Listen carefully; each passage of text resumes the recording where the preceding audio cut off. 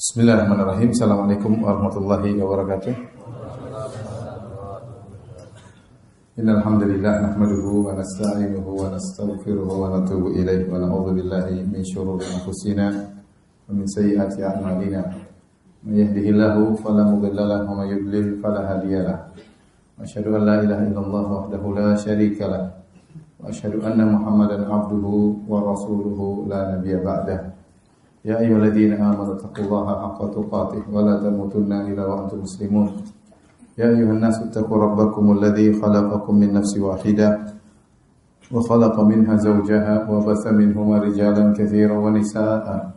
Wattaqullaha alladzi tasaaluna bihi wal arham innallaha kana 'alaykum raqiba. Ya ayyuhalladzina amanu taqullaha wa qulu qawlan sadida yuslih lakum a'malakum wa yaghfir lakum dhunubakum. ومن يطع الله ورسوله فقد فاز فوزا عظيما اما بعد فان اصدق الحديث كتاب الله وخير الهدى هدى محمد صلى الله عليه وسلم شر الامور محدثاتها وكل محدثه بدعه وكل بدعه ضلاله وكل ضلاله في النار. Hadirin dan hadirat yang dirahmati Allah Subhanahu wa taala, alhamdulillah kita diperkenankan kembali oleh Allah untuk bisa berkumpul di masjid yang penuh kemuliaan ini dalam rangka untuk belajar, ya, menambah ilmu, mengurangi kejahilan kita sedikit demi sedikit. Dan pada kesempatan kali ini, ya, kita akan kajian tematik, ya, karena waktunya telat. Saya khawatir satu bab tidak bisa selesaikan. Jadi kita akan bahas tentang suatu hadis yang diriwayatkan oleh Imam Al-Bukhari dari Abu Juhaifah radhiyallahu taala anhu. Beliau berkata, "Akhan Nabi sallallahu alaihi wasallam baina Salman wa Abi Darda."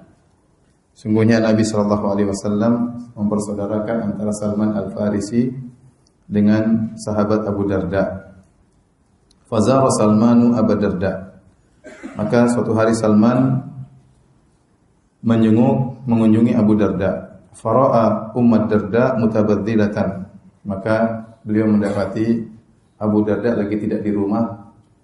Yang beliau ditemui oleh Salman adalah istrinya Ummu Darda dalam kondisi berpakaian mutabadzil, itu pakaian yang kurang rapi, ya, seperti pakaian wanita yang tidak siap bertemu dengan suaminya. Faqala laha ma sya'nuki. Maka Salman bertanya, ada apa dengan engkau? Ada apa gerangan dengan engkau wahai Ummu Darda? Qalat akhuka Abu Darda laisa lahu hajatun fid dunya. Maka Ummu Darda berkata, saudaramu Abu Darda, dia tidak punya keperluan kepada dunia.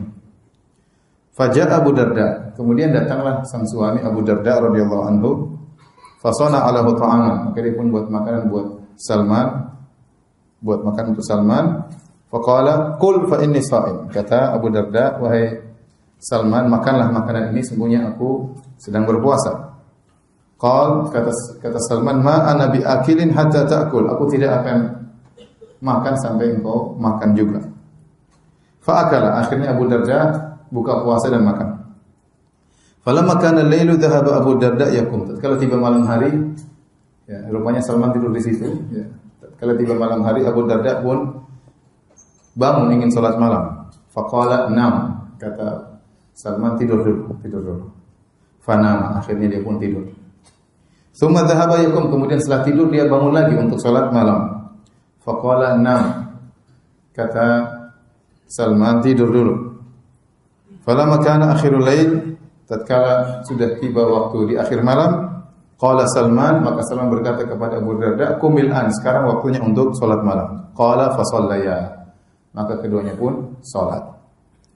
Faqala lahu Salman, maka Salman berkata, inna li rabbika 'alaika haqqan. Sungguhnya Rabbmu punya hak wahai Abu Darda. Wa li nafsika 'alaika haqqan, dan jiwamu, badanmu juga punya hak. Wa li ahlika 'alaika haqqan, dan keluargamu juga punya hak. Fa'ati kulli haqqin haqqah, maka berikanlah masing-masing haknya. Fa'atan Nabiy sallallahu alaihi wasallam fa dzakara dzalika lahu. Maka Abu Darda pun pergi menuju ke Nabi sallallahu alaihi wasallam lalu bercerita tentang perkataan Salman. Faqala Nabi sallallahu alaihi wasallam, maka Nabi sallallahu alaihi wasallam berkata, shadaqa Salman. Sungguh benar Salman. Baik, hadirin dan hadirat yang dirahmati Allah Subhanahu wa taala, ini adalah hadis yang sangat agung. Banyak sekali faedah yang bisa kita ambil dari hadis ini. Tapi saya ulangi kisahnya. Jadi kata Abu Juhaifah, perawi hadis, akhun Nabi sallallahu alaihi wasallam baina Salman wa Abi Darda. Jadi namanya akha atau ikha, mempersaudarakan. Ini terjadi ketika awal-awal para sahabat berhijrah dari Mekah menuju Madinah. Karena mereka berhijrah dalam kondisi miskin, meninggalkan harta mereka sampai di Madinah, maka Nabi secara umum mereka seluruhnya bersaudara. Kaum Muhajirin, kaum Ansar semuanya bersaudara. Tapi Nabi mempersaudarakan secara khusus. Maka Nabi tunjuk, kamu bersaudara dengan si fulan, kamu dengan si fulan, kamu dengan si fulan, untuk lebih saling memperhatikan.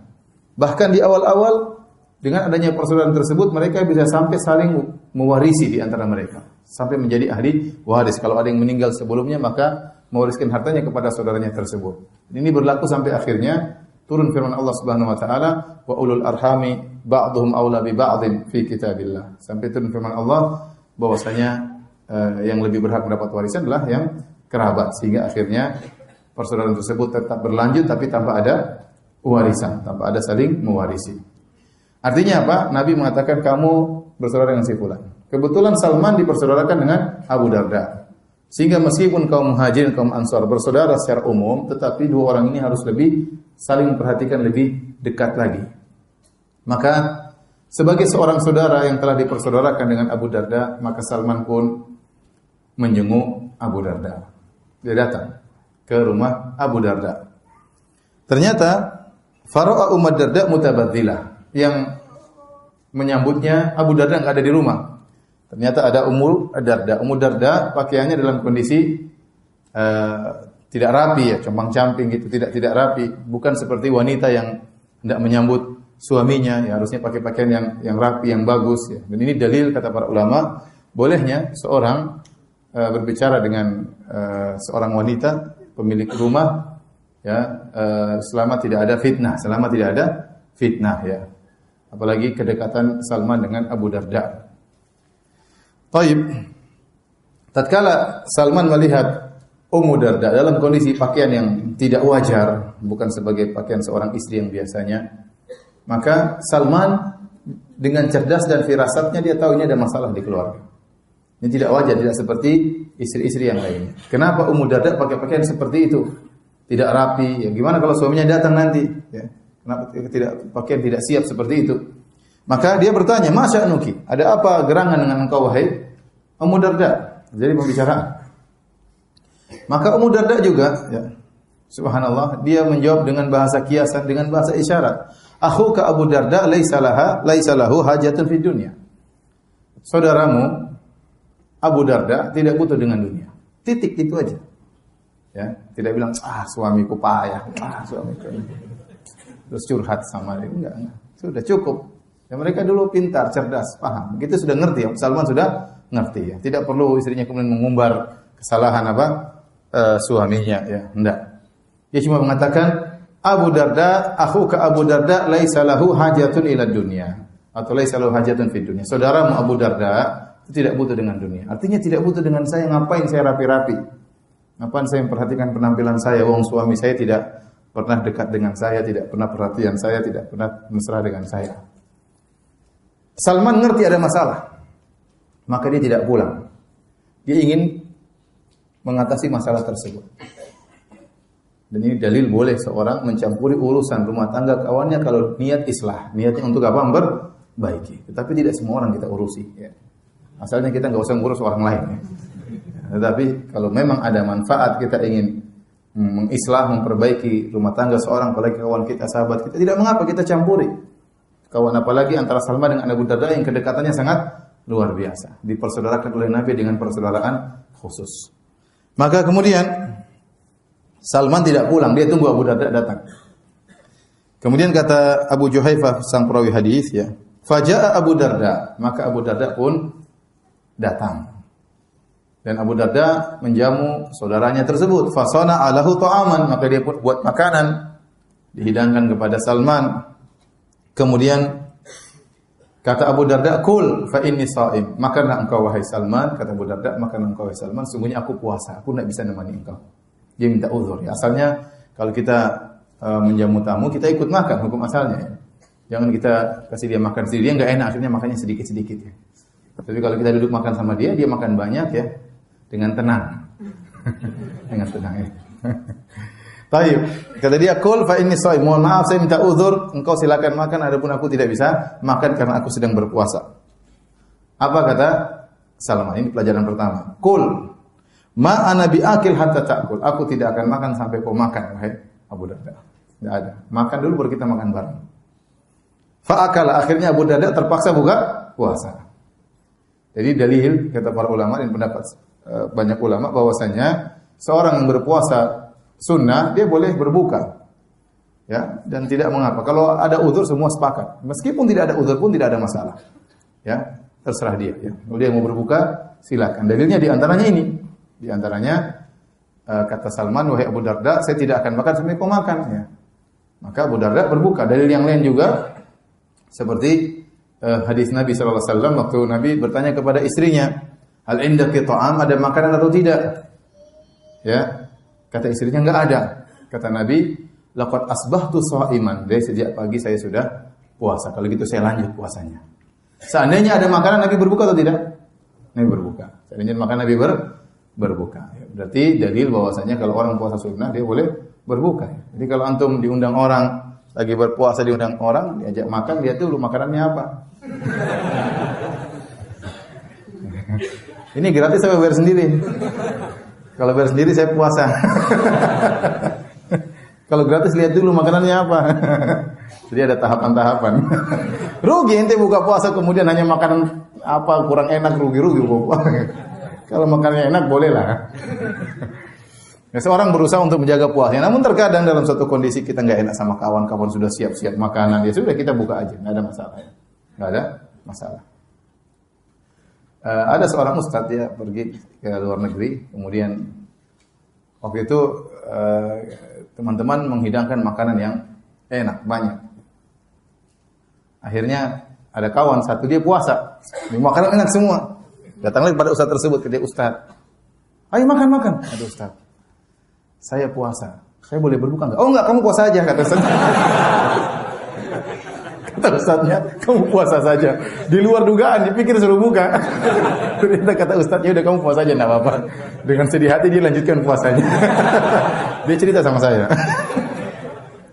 Ustaznya bukan saya ya, bukan. Kalau saya suruh buka. Baik. Jadi beda dengan puasa wajib. Kalau puasa wajib kita enggak boleh berbuka. Termasuk puasa qadha. Puasa qadha juga enggak boleh berbuka. Puasa kafarah juga enggak boleh berbuka kecuali ada udzur syar'i seperti sakit atau puasa. Jadi kalau orang wanita bayar puasa qadha dia enggak boleh berbuka. Bahkan kata para ulama meskipun suaminya ngajak dia berhubungan enggak boleh.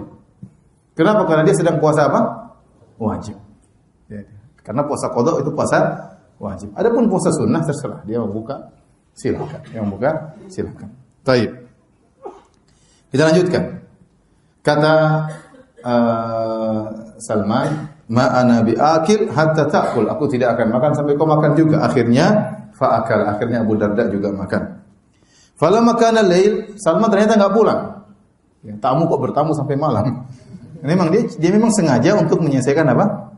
Problematika rumah tangga. Karena dia tahu Salman pintar, ini istri ada masalah ini. Tapi pelan-pelan Salman subhanallah cerdas dan dia tidak buru-buru. Tidak datang, kamu itu gimana istrimu gini, enggak.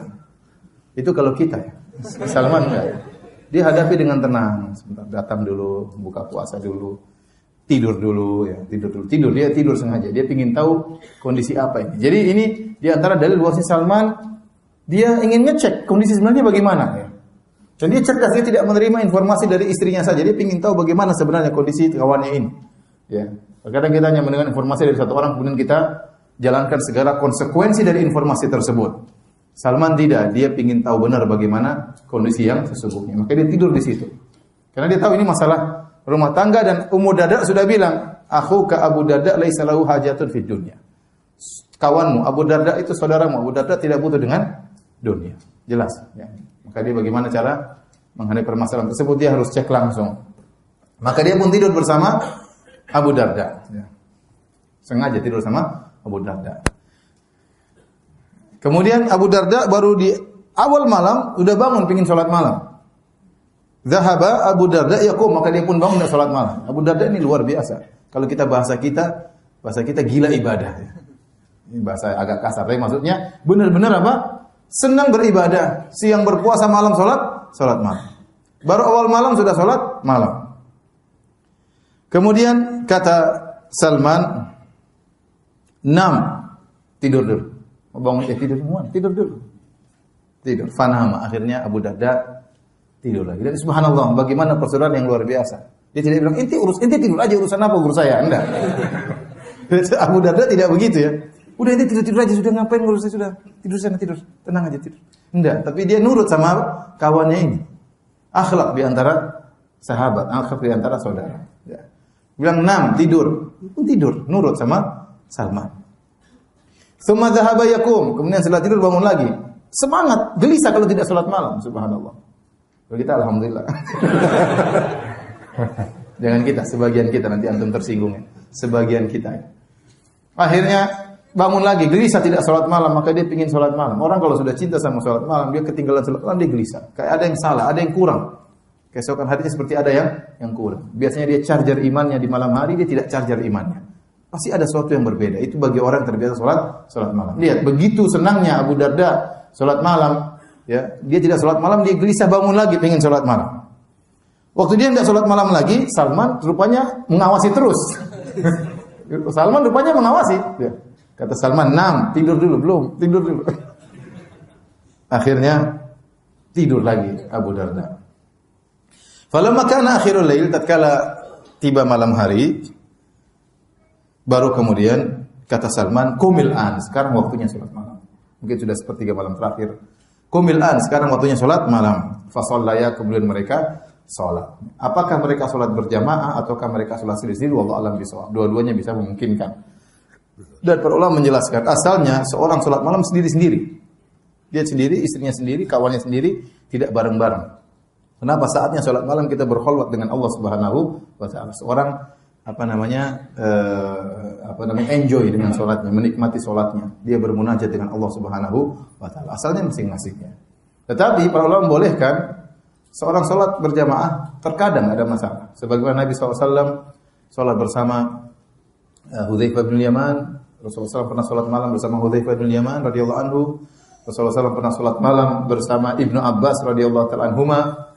Enggak ada masalah sesekali. Sekali kita salat malam bersama istri juga tidak ada masalah ya. Dalil juga disebutkan Nabi salat sendiri, Aisyah sendiri, Nabi sendiri ya. Ya, bukan Nabi salat, tapi sesekali tidak ada masalah kita salat bersama kawan kita. Namun bukan suatu yang rutinitas. Yang kita salat malam bersama berjamaah kalau bulan Ramadan. Kalau bulan Ramadan, di luar bulan Ramadan kita boleh sesekali salat berjamaah berdasarkan hadis-hadis yang datang. Taib. Apakah mereka salat bersama atau sendiri-sendiri? Wallahu a'lam bishawab. Setelah mereka salat malam semua, maka Salman nasihati Abu Darda. Ini kata kunci. Kata Salman, "Inna li rabbika 'alaika haqqan." Wahai Abu Darda, sungguhnya Rabbmu punya hak. Wa li nafsika 'alaika haqqan. Dan badanmu, jiwamu juga punya hak. Wa li ahlika 'alaika haqqan, dan istrimu juga punya hak. Fa'ati kulladzi haqqin haqqan, maka berikanlah masing-masing haknya. Tunaikanlah masing-masing haknya. Subhanallah, Salman waktu menasihati Abu Darda. Kesalahan yang paling utama apa? Masalah ke rumah tangga. Masalah Abu Darda kurang lembut atau kurang mesra terhadap apa? Istrinya. Tetapi Salman waktu menasihati dia tidak mendahulukan menyebutkan keluargamu punya hak, istrimu punya hak. Ya. Dia tidak mau kamu ngapain aja sholat puasa, istrimu tolong perhatikan, enggak. Karena mereka subhanallah, mereka jaga perkataan, mereka saling memahami, mereka cerdas. Maka Salman dia tidak langsung nembak, dia dari awal dulu. Rabbmu punya hak. Kemudian baru apa? Badanmu, jiwamu juga punya hak. Yang terakhir baru disebutkan, istrimu juga punya hak. Jadi terkadang kalau kita nasihati orang tidak langsung, kita muter-muter dulu, nggak ada masalah. Terkadang muter kiri jangan sampai nggak balik. Ada orang kalau ceramah muter kiri dia nggak balik-balik, itu repot kalau gitu. Dan itu sering dilakukan oleh Syekh Islam Taimiyah. Taimiyah kalau sudah nulis buku atau kita baca bukunya, sebenarnya mengatakan kamu harus bawa pena. Karena tahu-tahu dia istitrat itu keluar dari jalur, ngomong macam-macam, faedah banyak. Terus ini masih belum kembali lagi, belum. Harus kembali. Terkadang dia lupa kembali, rahimahullahu taala. Disebutkan sebenarnya terkadang dia ngomong, dia keluar, dia lupa kembali. Ibnu Taimiyah rahimahullah. Karena dia kalau sudah keluar sedikit dia sebutkan faedah sangat banyak. Maka orang yang baca harus cerdas ya. Harus bawa pena, oh ini lagi keluar. Balik lagi. Nah, ustadz boleh-boleh saja dia keluar-keluar tapi harus kembali. Kalau keluar tadi sampai di mana tadi? Ini enggak kembali. Jadi, lihat Salman waktu dia menasihat Abu Darda tidak langsung tembak, dia tidak mengatakan keluargamu punya hak, istrimu punya hak, tapi dia mutar dulu. Allah punya hak. Badanmu juga punya hak. Istrimu juga punya hak. Jadi bagaimana mereka dahulu saling jaga perasaan. Kalau ngomong tidak ceplos-ceplos, ya, ngomong perasaan teman diperhatikan. Kita juga belajar demikian. Ngomong kira-kira teman kita tersinggung enggak? Kalau langsung tersinggung enggak, jangan langsung lewat dulu kanan, lewat kiri. Kita mikir seperti itu sebagaimana kebiasaan para sahabat ya. Taib. Abu Darda waktu mendengar nasihat dari Salman, maka dia pun pergi kepada Nabi sallallahu alaihi wasallam. Ya ini kan Salman kan tidak maksum. Salman yang kawan ini nasihat ya. Coba dulu saya tanya dulu sama Nabi. Fa'atan Nabi sallallahu alaihi wasallam, maka dia pun datang kepada Nabi. Fa dzakara dzalika lahu, kemudian dia bercerita tentang nasihat Salman. Apa komentar Nabi SAW? Faqala Nabi SAW, maka Nabi SAW bersabda, Shadaqa Salman, Salman benar. Salman benar. Jadi perkataan inna li rabbika 'alaika haqqan wa li nafsika 'alaika haqqan wa li ahlika 'alaika haqqan fa'ati kulli haqqin haqqah. Sungguhnya Rabbmu punya hak, badanmu punya hak, istrimu punya hak, maka berikanlah masing-masing haknya. Itu bukan sabda Nabi. Itu perkataan siapa? Salman. Tetapi dibenarkan oleh Rasulullah SAW. Maka jadilah itu seperti sabda Rasulullah sallallahu alaihi wasallam. Ini disebut dengan sunnah takririyah, pembenaran dari Nabi sallallahu alaihi wasallam. Jadilah seperti sabda Nabi sallallahu alaihi wasallam. Baik. Hadirin dan hadirat yang dirahmati Allah Subhanahu wa taala, ada beberapa faedah yang lain dari hadis ini. Di antaranya bahwasanya Islam adalah agama yang memperhatikan porsi. Seorang tidak boleh berlebih-lebihan dalam satu porsi, karena kalau dia berlebih-lebihan dalam satu porsi dia akan menumbalkan porsi yang lain. Menumbalkan porsi yang lain ya. Jadi kalau seorang berlebih-lebihan dalam ibadah ya, pagi puasa malam, salat malam pagi, puasa malam, salat malam, akhirnya ada porsi yang lain yang dia tumbalkan. Badan dia kurang dia perhatikan, istri dia juga tidak sempat dia perhatikan. Ya, maka seorang tatkala beribadah tidak boleh pakai hawa nafsu. Semua orang beribadah menurut perasaan dia, tidak. Anda beribadah sesuai dengan sunnah Nabi sallallahu alaihi wasallam. Bagaimana sunnah yang benar dalam menjalankan kehidupan rumah tangga? Bukan dengan seenak kita. Saya senang di masjid, kok tentram hatiku di masjid. Ya, kamu tentram, istrimu gelisah di rumah. Ya. Sebagian orang dia pengen keluar, dia pengen dakwah, HP-nya sengaja dia matikan biar istrinya nggak bisa telepon. Karena ini pengganggu, kurang ajar. Itu pengganggunya nyalakan HP. Ini nggak benar. Kalau ada apa-apa dengan istrinya, ada apa dengan anaknya, Anda beribadah bukan dengan hawa nafsu Anda. Ya. Bukan yang kita tenang, kita tentram. Enggak, tentram itu kalau bukan dari syariat tidak benar. Sekarang ada orang yang zikir misalnya. Enak enggak? Enak ini Ustaz. Ya enak, tapi itu bukan syariat. Bukan syariat seperti itu. Kamu beribadah bukan ikut caramu, bukan ikut hawa nafsumu, kamu beribadah ikut cara syariat Islam. Apa yang diajarkan oleh Nabi sallallahu alaihi wasallam. Maka Salman mengajarkan kepada Abu Darda bahwasanya engkau boleh beribadah, Rabbmu punya hak, itu hak yang sangat agung. Tapi ingat, badanmu juga perlu istirahat. Istrimu juga butuh perhatian. Jadi agama itu ada porsinya.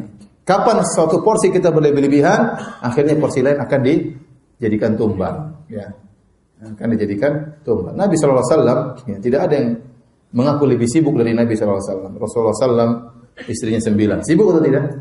Sibuk. Kita istri satu aja sudah sibuk. Apalagi istri apa? 9 ya.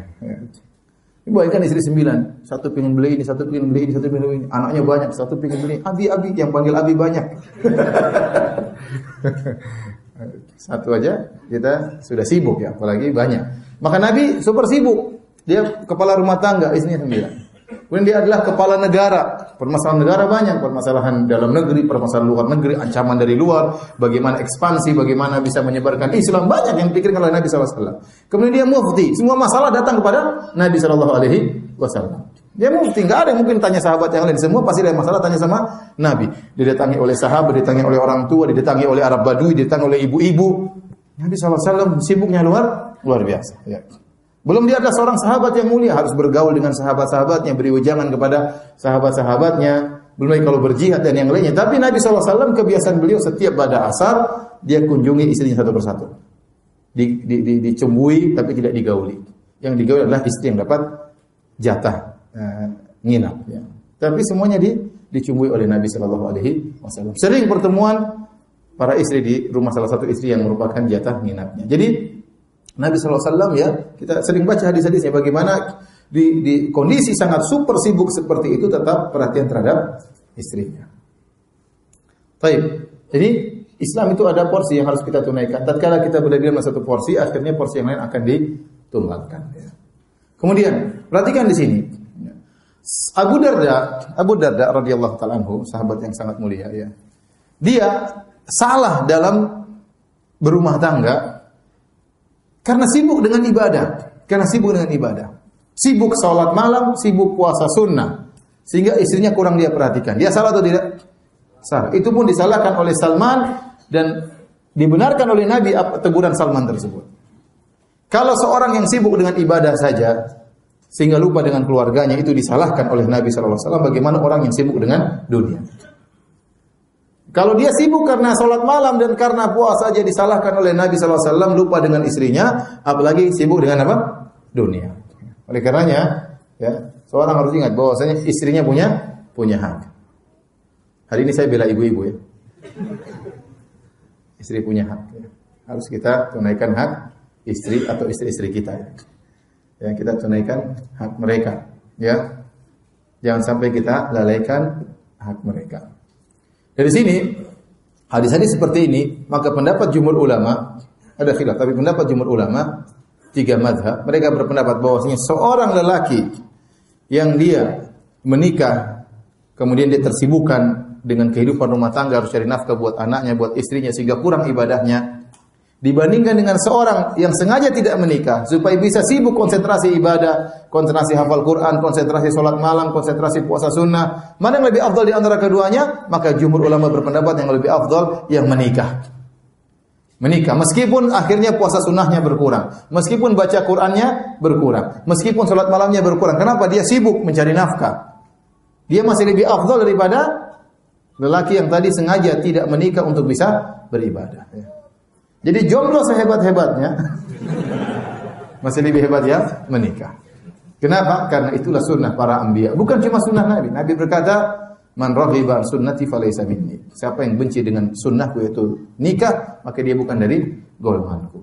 Laqad arsalna rusulana min qablika. Laqad arsalna rusulan min qablika wa ja'alna lahum azwajan wa dzurriyyah. Sungguh kami telah mengutus para rasul sebelum engkau wahai Muhammad, dan kami memberikan bagi mereka anugerah istri dan anak-anak. Jadi para nabi menikah. Allah menjadikan mereka para lelaki yang merupakan suami memiliki istri-istri. Jadi ini mengingatkan kepada kita bahwasanya tatkala kita berinteraksi dengan istri, kemudian kita memperhatikan istri kita, ya, maka kita bernilai ibadah di sisi Allah Subhanahu wa taala, ya. Sebaliknya juga, jangan kita porsi istri juga kebanyakan. Sama istri terus nggak pernah ngaji, nggak pernah salat malam, nggak pernah puasa. Lagi ibadah sama istri. Sambil jalan-jalan sama istri, makan-makan sama istri, ngobrol sama istri nggak bisa. Ini juga berlebihan berarti. Jadi porsi kita bagi, ada porsi untuk Allah Subhanahu wa taala, porsi untuk istirahat, porsi untuk keluarga. Ya, jangan juga sebaliknya. Akhirnya terlalu sibuk dengan keluarga sampai akhirnya ibadah pun terlalaikan. Ini juga tidak benar. Ya. Baik, saya akan sebutkan banyak dalil yang menunjukkan bagaimana berinteraksi dengan istri merupakan ibadah yang mulia. Ya. Contoh seperti Nabi SAW bersabda, "Wa fi buti ahadikum shadaqah." Engkau menggauli istrimu itu adalah sedekah. Ya. Subhanallah, ini murni perkara ya, dunia, perkara syahwat. Tapi kalau seorang menggauli istrinya karena Allah Subhanahu wa taala, maka dia bersedekah. Kenapa? Dia menyenangkan hati istrinya. Sama istri pun demikian. Kalau dia melayani suaminya niatnya karena Allah Subhanahu wa taala, ya, maka dia juga dapat pahala. Ya, maka berusaha ya, saling menyenangkan di antara suami dan istri. Ya. Bayangkan sampai Nabi mengatakan ini sedekah. Ya. Kemudian juga dalam hadis yang sering saya sampaikan, kata Rasulullah SAW, "Lasta tunfiqu nafaqatan tabtaghi biha wajha Allah illa ujirta 'alaiha hatta luqmatal lati taj'aluha fi muratik." Tidaklah kau berinfak Infak apapun dengan niat mencari wajah Allah, engkau ikhlas kecuali kau dapat pahala. Sampai suapan yang kau suapkan ke mulut istri. Laki-laki tidak sedang menyuap istrinya kecuali dalam kondisi sangat mesra. Kalau ada lelaki yang nyuapin istrinya cuma dua kemungkinan. Pertama, dia lagi sangat mesra, lagi sayang-sayangnya sama istrinya. Yang kedua, istrinya lagi sakit. Ya. Jadi, kapan suami menyuapi istrinya? Terkadang lagi mesra, lagi sayang. Asal laki-laki sekarang makan sendiri, istrinya makan sendiri. Kapan suaminya nyuap istrinya? Berarti lagi mesra. Saya tanya sama antum, antum kapan terakhir nyuapin istri? Coba. Kapan terakhir nyuapin istri? Angkat tangan. Siapa yang terakhir kemarin masih nyuapin istri? Angkat tangan. Ada? Terakhir nyuapin istri? Kenapa nyuapin istri? Lagi pengen aja. Kenapa? Lagi iseng. Itu pengantin baru kan? Kalau pengantin baru wajar. Kita bicara pengantin-pengantin yang sudah tua, expired nih. Coba, siapa yang terakhir nyuapin istri bulan lalu? Ada yang nyuapin istri bulan lalu? Nanti pengantin baru. Saya mau pengantin tua. Intinya jarang lah, tidak setiap orang selalu nyuapin istri. Berarti orang kalau lagi nyuapin istri itu benar-benar dalam kondisi lagi mesra. Lagi kondisi mesra ya tidak ada nampak bentuk akhirat di situ. Lagi nyuapin istri, lagi ketawa-ketawa ya. Tetapi tatkala dia nyuapin istrinya, karena Allah Subhanahu wa taala, dia akan dapat pahala. Dia akan dapat pahala. Padahal ini perkara duniawi. Berarti kalau kita bermuamalah dengan istri, ya, kita dapat pahala. Ya, ini saya sudah sampaikan di pengajian hari subuh ya, subuh pagi. Bahwasanya pintu pahala yang dibawakan oleh Allah Subhanahu wa taala bukan cuma ibadah, bukan cuma baca Quran, bukan cuma puasa, bukan cuma salat malam. Muamalah itu juga pintu pahala yang sangat besar. Makanya dalam syariat Islam banyak sekali kita diajarin adab. Cukup antum baca kitab Riyadhus Shalihin. Adab banyak sekali. Adab bertetangga, adab terhadap orang tua, adab terhadap kawan, adab terhadap istri, adab terhadap anak-anak. Ini semua pintu pahala. Pintu pahala. Ya. Baik, kita azan, terus salat, terus kita lanjutkan sedikit kemudian tanya jawab ya. Baik, billahi taufik. Assalamualaikum warahmatullahi wabarakatuh. Alhamdulillahi ala ihsani wa syukru lahu ala taufiqihi wa amtinani wa asyhadu an la ilaha illallah wahdahu la syarika lahu ta'ziman li sya'ni wa asyhadu anna Muhammadan abduhu wa rasuluhu ta'ala ridwani. Allahumma shalli alaihi wa ala alihi wa ashabihi wa ikhwani. Hadirin hadirat yang dirahmati Allah Subhanahu wa taala. Tadi telah kita sebutkan bahwasanya pintu pahala bukan cuma pintu ibadah antara kita dengan Allah, tetapi Allah membuka pintu-pintu pahala dari pintu-pintu bermuamalah tatkala kita berinteraksi dengan orang lain. Jika kita bagus dalam berinteraksi dengan orang lain, maka pahala akan mengalir kepada kita. Di antaranya bagaimana kita berinteraksi dengan istri kita. Terlebih lagi, waktu kita untuk keluarga banyak. Ya. Waktu kita untuk keluarga banyak. Jika ternyata kita pandai berinteraksi dengan istri kita dan anak kita, maka argo pahala akan jalan terus. Ya. Ya, maka seorang yang waktunya banyak untuk keluarganya ternyata dia tidak pandai dalam berinteraksi, akhirnya pergi sia-sia tanpa ada pahala yang mengalir. Maka kita niatkan karena Allah, ketika kita berinteraksi dengan istri kita atau berinteraksi dengan suami kita, ya kita berinteraksi karena Allah Subhanahu wa taala dengan cara yang terbaik.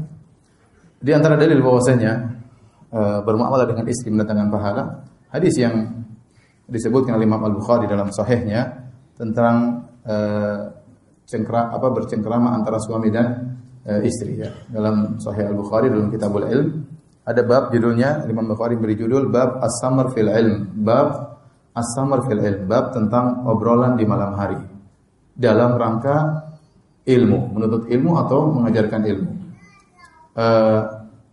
As-Samar dalam bahasa Arab bukan hanya sekedar begadang.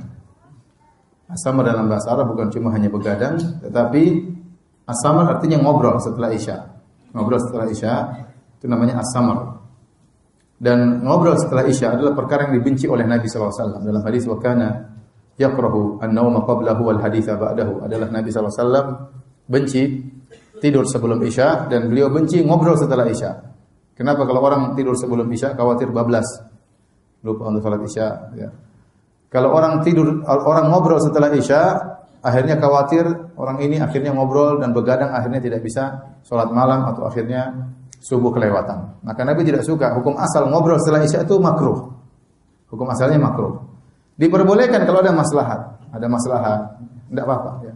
Makanya Nabi SAW pernah ngobrol dengan Abu Bakar di masjid, urusan umat. Ya. Di antaranya obrolan setelah Isya karena ilmu. Oleh karenanya Imam Al-Bukhari bawakan 2 hadis di bawah bab itu. Pertamanya hadis tentang Nabi memberi ceramah setelah Isya. Setelah sholat Nabi memberikan ceramah kepada para sahabat. Hadis yang kedua yang dibawakan ini yang agak aneh tentang Ibnu Abbas yang menginap di rumah Maimunah. Ibnu Abbas menginap di rumah bibinya Maimunah. Ya. Dalam riwayat yang lain, dalam jalan yang lain, kata Ibnu Abbas, bitu inda khalati Maimunata fatahaddatsa Nabi sallallahu alaihi wasallam ma'a ahli sa'atan tsumma raqada. Aku menginap di rumah bibiku Maimunah, lalu aku mendengar Nabi sallallahu alaihi wasallam ngobrol dengan istrinya beberapa saat, kemudian Nabi tidur. Nah, bab tentang ngobrol karena ilmu, tetapi yang dibawakan hadis oleh Imam Bukhari tentang obrolan suami dan istri. Bagaimana bisa demikian? Ternyata Ibnu Hajar menjelaskan sebagaimana seorang tatkala menyampaikan ilmu di malam hari dapat pahala, dan ini dibolehkan, ngobrol dalam rangka ilmu dibolehkan dan dapat pahala. Demikian pula jika seorang suami ngobrol dengan istrinya, itu juga dapat pahala. Ya. Saya ulangi, sebagaimana seorang ngobrol di malam hari tentang ilmu dapat pahala, demikian juga seorang suami ngobrol sama istrinya sebelum tidur juga dapat pahala. Jadi suami ngobrol sama istri seperti pengajian. Jadi dapat pahala, sama-sama dapat pahala dari sini, sama-sama dapat pahala. Ini dalil bahwasanya kita berinteraksi, bermuamalah yang baik dengan istri mendatangkan pahala di sisi Allah kalau kita niatkan karena Allah Subhanahu wa taala. Jadi jangan tinggalkan hal ini. Anda sebelum tidur sempatin ngobrol sama istri. Sudah nunggu dari tadi ya. Dari pagi istri nunggu, ada yang sudah nunggu 1 minggu, ada yang sudah nunggu waktu yang lama. Kita pulang kemudian kita tidak sempatkan ngobrol sama istri, kita sibuk dengan HP kita masing-masing, sibuk dengan grup WhatsApp masing-masing. Kita tertawa ternyata tertawa di hadapan HP ya. Iya ya. Istri sedang ngobrol sama kita sibuk apa? Scroll ya. Scroll HP. Coba kita gunakan untuk mengelus. Istri kan bagus, bukan buat apa? Ini gini-gini, istrinya digini-gini. Jadi sisihkan waktu untuk ngobrol dengan istri. Terus kalau kita sudah ngobrol dengan istri juga jangan berlebih-lebihan ya. Karena istri terkadang suka ngobrolnya panjang ya. Ya, dicurhat ini. Kita obrolan juga terarah, jangan sampai ghibah kalau ngobrol. Dia curhat, ada curhat kita dengarkan ya. Tapi kalau sudah setengah jam kita sayang sudah setengah jam. Tidur ya. Besok Abi kerja lagi. Kalau enggak kerja besok enggak bisa beli oleh-oleh ya misalnya. Ya, jadi boleh ngobrol tapi jangan juga kelamaan. Sesekali enggak apa-apa ya. Ya, jadi ini dalil bahwasanya bermuamalah yang baik sama istri berpahala di sisi Allah Subhanahu wa taala. Hadirin dan hadirat yang dirahmati oleh Allah Subhanahu wa taala. Ternyata riwayat menyebutkan, jadi Abu Darda itu menikah dengan Ummu Darda. Ummu Darda yang tadi yang pakai bajunya agak kurang rapi itu disebut dengan Ummu Darda Al-Kubra. Jadi meninggal. Dia ini sahabiyah, bertemu dengan Nabi dan akhirnya meninggal dunia. Setelah itu Abu Darda menikah dengan wanita lain, dikenal dengan Ummu Darda As-Sughra. Ummu Darda As-Sughra, dan dia bukan seorang sahabat, dia tabi'iyah, seorang dari kalangan tabi'in. Ummu Darda As-Sughra ini ya, rupanya subhanahu wa ta'ala sangat sayang kepada Abu Darda. Sepertinya setelah Salman memberi nasihat kepada Abu Darda, maka berubahlah kehidupan siapa? Abu Darda. Maka dia perhatian istrinya, sampai akhirnya waktu dia menikah sama Ummu Darda, kemudian Abu Darda meninggal dunia. Ummu Darda yang baru, bukan yang pertama ya. Sudah meninggal, kemudian Ummu Darda yang ini rupanya sepertinya nasihat Salman mempengaruhi kehidupan Abu Darda. Sampai Ummu Darda sangat cinta kepada Abu Darda. Waktu Abu Darda sudah meninggal dunia, maka datanglah Muawiyah radhiyallahu taala anhu. Siapa yang tidak tahu Muawiyah, orang hebat, terkenal, nasab tinggi ya. Kemudian Muawiyah melamar Ummu Darda. Ummu Darda berarti janda toh? Janda dilamar oleh Muawiyah. Ya. Disebutkan dalam hadis an Maimun bin Mihran qala khataba Muawiyah radhiyallahu anhu Ummu Darda. Muawiyah melamar Ummu Darda. Fa abat an tazawwajahu. Ternyata Ummu Darda enggak mau nikah sama Muawiyah. Tidak mau nikah sama Muawiyah. Wa qalat, apa dalilnya? Kata Ummu Darda, sami'tu Abu Darda yaqul, aku mendengar suamiku Abu Darda berkata. Qala Rasulullah sallallahu alaihi wasallam. Jadi Abu Darda pernah mendengar dari hadis dari Nabi dan dia sampaikan kepada istrinya, Ummu Darda. Kata Abu Darda, sungguhnya Rasulullah SAW bersabda, al-mar'atu fi akhiri azwajiha. Sungguhnya seorang wanita itu bersama suaminya yang terakhir. Qalat, Ummu Darda berkomentar, walastu uridu bi Abi Darda badala. Saya tidak mau jadi cari pengganti buat Abu Darda. Dia ingin bersama Abu Darda di mana? Di surga. Subhanallah. Dia tidak mau nikah sama Muawiyah. Dia tolak lamarannya. Berarti dia sangat sayang kepada siapa? Abu Darda. Ini berarti Abu Darda benar-benar perhatian kepada Ummu Darda. Berarti kehidupan rumah tangganya berubah. Atas nasihat siapa? Salman Al-Farisi radhiyallahu taala anhum ajma'in. Di akhir pengajian saya ingin sampaikan, ini sering saya sampaikan bahwasanya kebahagiaan seorang suami yang sejati adalah tatkala dia bisa tentram di rumah bersama istri dan anak-anaknya, dalam bercengkrama dengan istri dan anak-anaknya. Karena Allah Subhanahu wa taala berfirman, "Huwallazi khalaqakum min nafsin wahidah wa ja'ala minha zawjaha liyaskuna ilaiha." Dialah Allah yang telah menciptakan kalian dari satu jiwa, lalu Allah menciptakan dari jiwa tersebut istrinya agar sang suami tentram bersama istrinya. Bisa tenang bersama istrinya. Allah juga berfirman, "Wa min ayatihi an khalaqalakum min anfusikum azwajan litaskunu ilaiha." Dan di antara tanda-tanda kebesaran Allah, Allah menciptakan bagi kalian istri-istri kalian litaskunu ilaiha, agar kalian tenteram bersama istri-istri kalian. Ini dalil bahwasanya seorang suami butuh kepada istrinya. Maksudnya ketentraman yang sejati, kebahagiaan sejati adalah tatkala suami betah di rumah, betah bersama istrinya. Jadi kalau Anda ternyata selama ini di rumah, betah di rumah ya, senang ketemu istri, kalau di luar pengin pulang ya. Kalau ngobrol sama teman-teman pengin segera pulang, rindu ingin ketemu istri, berarti Anda sudah benar. Anda suami yang bahagia. Tapi kalau Anda pulang ke rumah sumpek, lihat istri aja sumpek. Istri juga lihat Anda sumpek, sama-sama sumpek. Ngobrol enggak betah, baru ngobrol sedikit, cepat-cepat selama sekali ngobrol apa sih? Sibuk sendiri, enggak ada ketentraman di rumah, berarti Anda sedang sengsara. Anda sedang apa? Sengsara. Maka perbaikilah rumah tangga Anda. Mungkin Anda yang salah atau istri Anda yang salah. Perlu diperbaiki. Karena seorang kalau tidak menemukan kebahagiaan di rumahnya, berarti dia tidak bahagia. Dicari kebahagiaan di luar, ketemu teman-temannya main golf lah, main apalah, main catur lah, ya main gaple lah. Apa. Itu bukan lelaki bahagia. Lelaki bahagia itu dia kerja, pingin pulang ke rumah, pingin ngobrol sama istri. Tadi kan kita bilang sunnah ngobrol sama istri.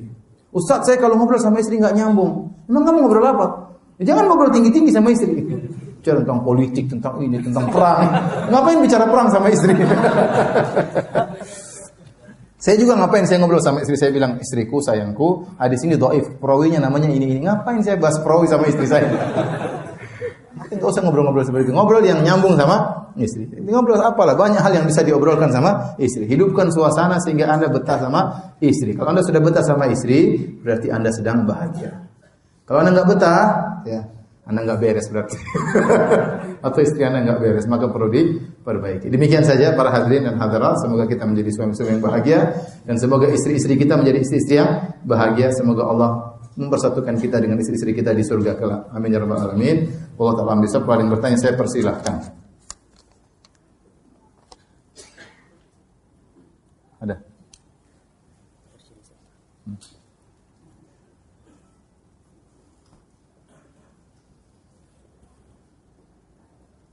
Ustaz, anak mau bertanya, ada sebagian kalangan mengatakan bermanhaj salaf, namun mereka mencela semua ustaz-ustaz sunnah dan membedakan dengan mengatakan ustaz sunnah dengan dai roja karena mereka mengharamkan dakwah melalui TV.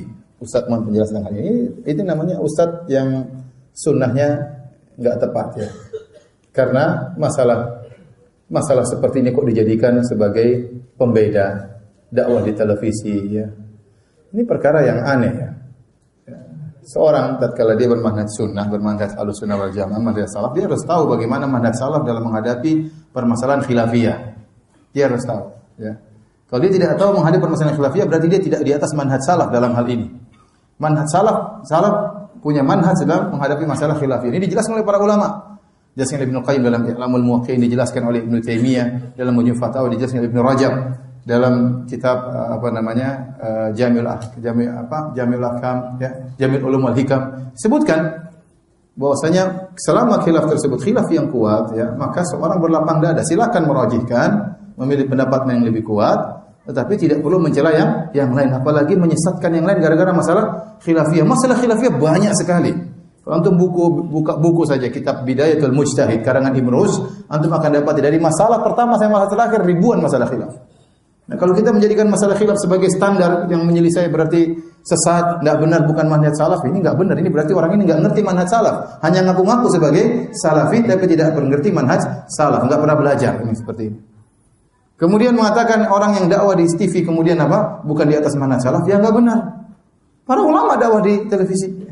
Syekh Shalih Fauzan muncul televisi tidak? Televisi ya. Syekh Utsaimin boleh kan televisi? Banyak. Syekh Abdul Razak muncul televisi enggak? Di televisi. Banyak ulama sekarang, kibar ulama, lajnah daimah keluar di televisi. Ada yang tidak mau ada seperti Syekh Abdul Karim Al-Khudair. Enggak mau sampai sekarang. Dia punya pendapat tapi tidak mencela orang-orang yang keluar di televisi ya. Nah, itu masalah khilafiyah ya. Ya.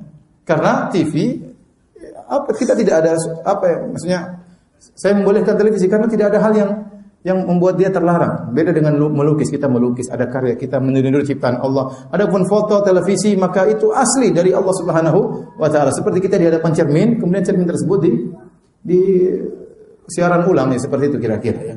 Jadi ini maksud saya kembali kepada tidak punya manhaj dalam menghadapi masalah khilaf. Ini banyak terjadi pada orang-orang yang baru belajar.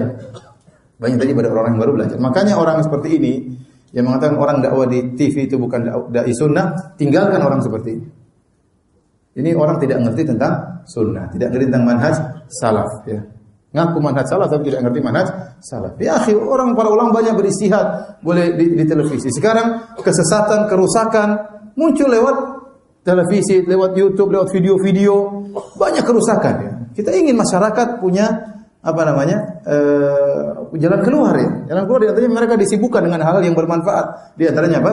Televisi, nonton siaran dakwah, TV Roja atau TV yang lainnya. Sekarang banyak TV alhamdulillah ya, TV sunnah. Kalau Anda tidak setuju sudah enggak ada masalah.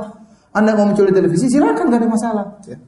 Enggak ada masalah. Ya, tapi tidak perlu mencela yang lain ya.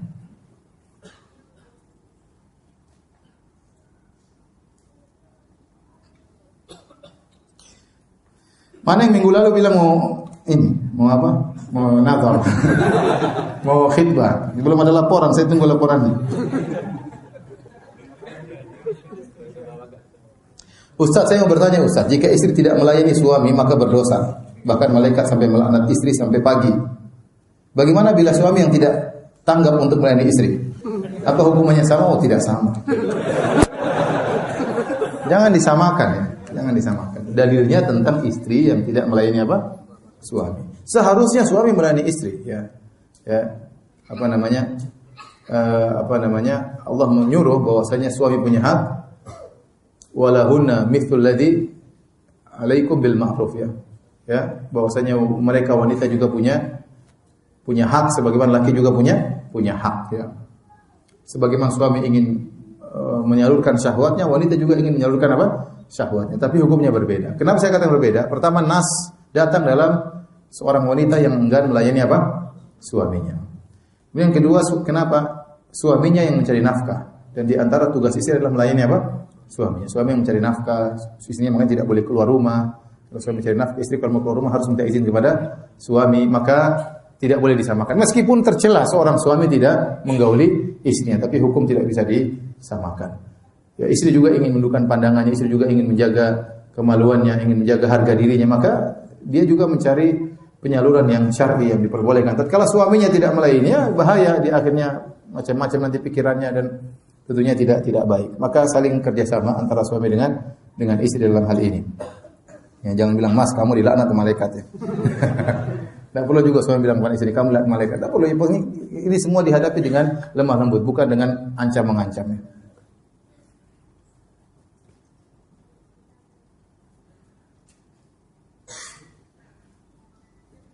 Afwan Ustaz, kalau ada orang sholat depan kita, ada orang sholat kita nggak boleh lewat depannya. Bagaimana seperti di Mekah suasananya padat? Di Mekah para ulama mengatakan darurat. Jadi nggak bisa karena padat sekali, kita nggak mungkin nunggu orang selesai sholat karena nggak bisa jalan kalau begitu. Di mana-mana orang apa? Sholat. Sehingga kata para ulama darurat. Ini darurat maka tidak jadi masalah. Apakah obrolan masalah rumah tangga boleh diranjang waktu bicara? Boleh, mau diranjang di tempat tidur, mau di kursi ya, sambil ngopi, sambil sebelum tidur, enggak ada masalah ya. Justru dalilnya menunjukkan Rasulullah SAW ngobrol istrinya menjelang apa? Menjelang tidur. Ya. Fatahaddatsan Nabi sallallahu alaihi wasallam ahli sa'atan tsumma raqada. Maka Rasulullah SAW ngobrol dengan istrinya beberapa lama kemudian apa? Tidur. Berarti Nabi ngobrol menjelang tidur. Ustaz, bagaimana jika suami tidak mendapatkan hak biologis dari istri karena kelainan istri? Padahal suami sudah memberikan hak istri, ya. Tentunya kalau memang ada kelainan dari istri, ya. Ini mungkin saja terjadi, ya. Ada beberapa kasus saya hadapi, ya. Maka dia boleh mencari jalan keluar yang halal. Dia boleh poligami. Kalau memang istrinya nggak bisa melayani, mau diapain? Suruh puasa. Puasa siang malam ini. Ya, puasa setahun, sebulan mungkin puasa setahun nggak berhubungan. Laki-laki juga bisa stres. Dia khawatir terjerumus dalam kemaksiatan.